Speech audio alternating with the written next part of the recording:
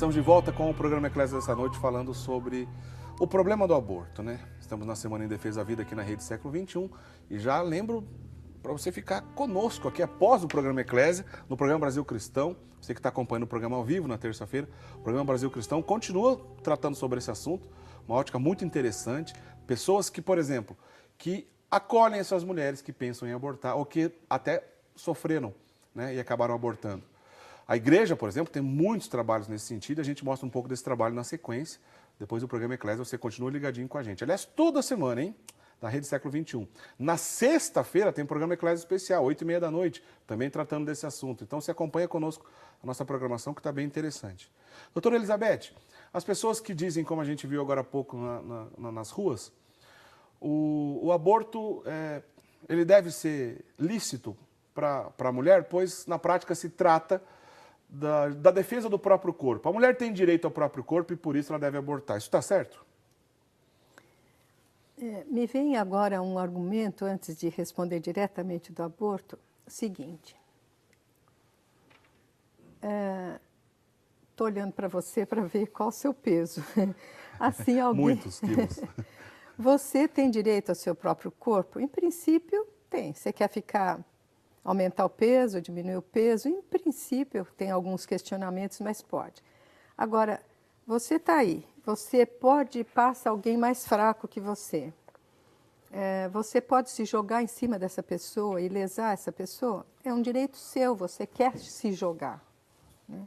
Não, porque você vai estar agredindo outra pessoa e às vezes pode lesar gravemente. Então, a questão toda, minha gente, nós temos certeza de que a criança em gestação começa no momento da fecundação, é outro ser vivo. Uma novidade biológica, psicológica, espiritual, é alguém absolutamente novo. Não é o corpo da mulher. Ela pode se sentir invadida, ela pode não ter planejado a gravidez e no momento se sentir assim, sofrendo uma outra violência porque alguém a invadiu no aspecto de estar se gerando dentro dela. Mas não é o corpo dela. Não é o corpo dela. E eu queria lembrar uma coisa, para a gente raciocinar um pouco. A mulher desenvolveu, desde cedo, está nela, e não é por acaso, a capacidade de gerar e de amamentar. E foi graças a isso, desde a pré-história, que a humanidade cresceu tanto. É a espécie viva que mais teve sucesso na sua multiplicação, porque a mulher se especializou em ter o filho e o homem em defendê-la, em buscar alimentação. Hoje nós temos outra realidade, a mulher trabalha fora, quer participar com todo o direito. Aliás, senão eu também não estaria aqui, não teria feito medicina. Mas, assim, eu quero chamar a atenção o seguinte, assim como a humanidade se desenvolveu graças ao potencial especializado da mulher poder gerar, também a humanidade pode acabar se ela concluir que ela concluir que ela pode matar o seu filho. Isso traz um perigo muito grande para a sociedade. E tem que ficar claro o seguinte, quando a gente diz eu tenho direito ao meu próprio corpo, tem seus limites. Assim, na vida comum, tem seus limites. Eu teria um certo direito enquanto eu não agrido o outro. Agora, até gestos pornográficos, pornografia, eu posso fazer com o meu corpo e mostrar para todo mundo? Não, né? Tem jogador de futebol que é penalizado pelos gestos, mas é o corpo dele, por que ele não pode? Então, nós temos que ter certeza que a nossa sociedade, que está desenvolvendo tanto um liberalismo absoluto, o direito, isto é uma manipulação da própria mulher. Quem sofre mais as consequências é a mulher, inclusive do aborto. Então, é importante que a gente veja que esse argumento é um direito da mulher, é uma palavra chavão política que a mulher, inclusive, que é a favor do aborto, ela usa e não sabe que está agredindo a si mesma. Nos dois aspectos. No aspecto de interromper uma vida que não é dela, o corpo não é dela, né? É outro corpo, e pelas consequências que ela vai sofrer, psicológicas e tal. Inclusive no aspecto da sociedade, né? A sociedade, que sociedade nós queremos? Aquela que o Maurício Mori é a favor da sociedade e da cultura de morte? Qual sociedade nós queremos? Que sociedade a mulher quer? Que sociedade a mulher que diz que tem direito ao próprio corpo, qual sociedade que ela quer? A mulher tem uma capacidade de entendimento, de empatia muito maior que o homem. Se nós endurecermos a mulher, a gente está agredindo e pondo em perigo a própria sociedade. E essas mulheres que ainda não nasceram também merecem esse direito de nascer, obviamente. Isso também é defender o direito das mulheres, né? Aliás, naquela estatística que eu estava falando para você, existe uma estatística do Ministério da Saúde que fala de mortes evitáveis. De meninas, tem diversos jeitos que você chega, mortes evitáveis, por exemplo, de meninas até 5 anos de idade, onde não conta o aborto, 500 e poucas mil, evitáveis. Evitáveis, puxa vida. Nos 21 anos, 500 e poucas mil. Olha, a senhora tem uma carreira científica, acadêmica muito sólida. A senhora, inclusive, foi cofundadora do Hospital São Francisco de Assis, lá em Jacareí, para dizer um feito importante da sua carreira. Mas, obviamente, a senhora sendo católica também, e defende esse tipo de argumento, a senhora já sofreu algum... Eu vou usar a palavra preconceito, né? Mas alguma sanção, etc., dizendo assim, olha, a senhora é católica, a senhora não deveria lidar com esse tipo de conta, não, porque, afinal de contas, a gente vive num Estado laico e os católicos não deveriam entrar nessa discussão, porque isso deveria ficar no campo religioso. A senhora já ouviu esse tipo de argumento? Muitas vezes, né? Agora, quando a gente está em algum debate ou trocando alguma ideia, só de você falar a palavra pessoa, alguém já pode dizer, então você está usando argumento religioso. Se você falar amor, sensibilidade, que é uma coisa que todos querem, né? A pessoa pode, diz você é cristão, é religioso e está usando argumento religioso.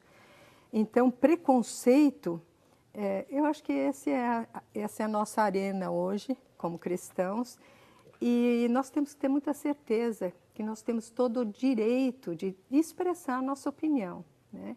Que não agride ninguém. E segundo, no aspecto do aborto, nós temos argumentos científicos, humanos e sociais. Mas nós, no aspecto cristão, realmente temos argumentos mais fortes.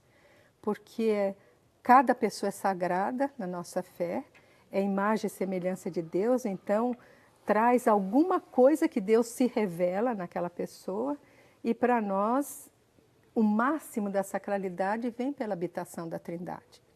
Mas no assunto do aborto, nós não temos que hesitar em falar a nossa opinião e nos prepararmos, inclusive com os argumentos científicos que existem demais e não mordermos a isca de uma cultura de direitos que não são bem direitos e tal, né? Eu acho que nós temos que, se nós temos cristãos morrendo, inclusive na Nicarágua, no Oriente, é verdade, bem e nós lembrado. não temos coragem de falar o que nós pensamos. Olha, bastaria a lógica para ser contra o aborto, né? Mas esse tipo de discussão está muito presente na sociedade. Se no Estado laico, o que é o Estado laico? Apenas significa que o Estado não professa uma única religião. E por não professar uma única religião, todas as religiões são livres para expressar, cada um na sua maneira. O cardeal de São Paulo, Dom Odilo Scherer, recebeu a nossa equipe aqui da Rede Século XXI essa semana e ele comentou justamente sobre esse assunto. Assistam.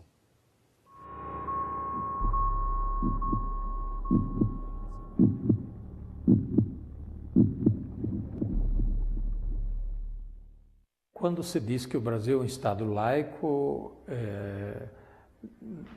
e por isso, de repente, quem é religioso, quem crê em Deus, quem pratica religião, não deveria participar de certo tipo de discussão que é própria do Estado laico, eu respondo assim, que o Estado laico não veta a liberdade de expressão.